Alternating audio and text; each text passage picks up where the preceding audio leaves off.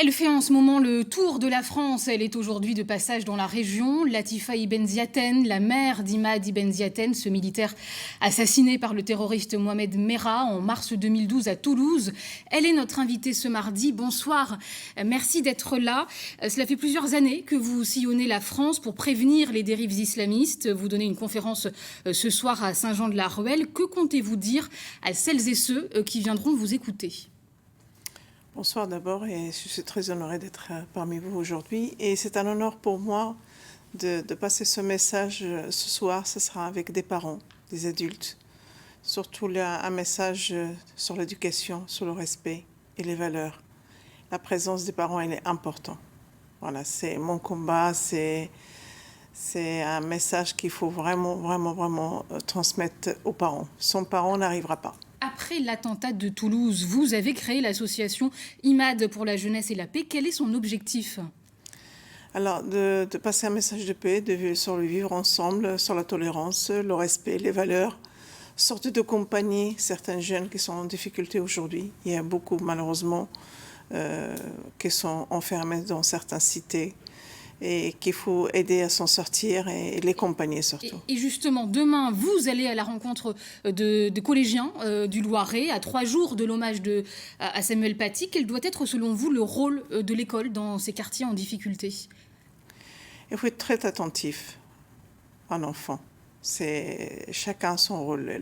L'élève, il doit respecter, mais l'enseignant, il doit vraiment faire l'effort d'expliquer et c'est vraiment son métier. Et c'est important de dialoguer, d'échanger, de s'exprimer sur ce qui se passe et ce qu'on arrive aujourd'hui. Il ne faut jamais être à un tabou sur quoi que ce soit. Il faut vraiment l'extraction de s'exprimer avec un jeune...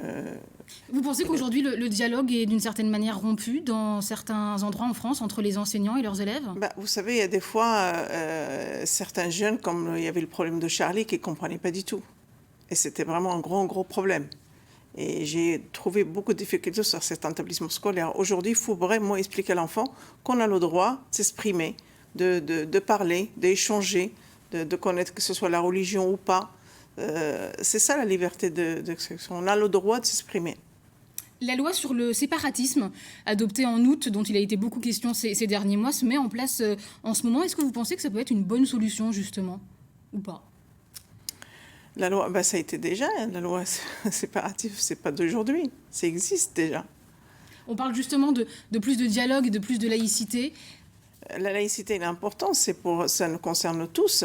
C'est heureusement qu'il y a cette loi de la laïcité, heureusement qu'il existe, pour qu'on puisse respecter, pratiquer notre foi librement, avec dignité et respect, bien sûr. Aujourd'hui, on est à 6 mois à peine de l'élection présidentielle. On voit beaucoup le débat qui se polarise sur certains sujets, notamment la sécurité, l'immigration. On entend certains propos, notamment la compatibilité de l'islam avec la laïcité. Qu'est-ce que vous pensez, vous, de tout cela ? C'est dommage qu'on fait trop de mal. On n'a pas besoin de tout ça.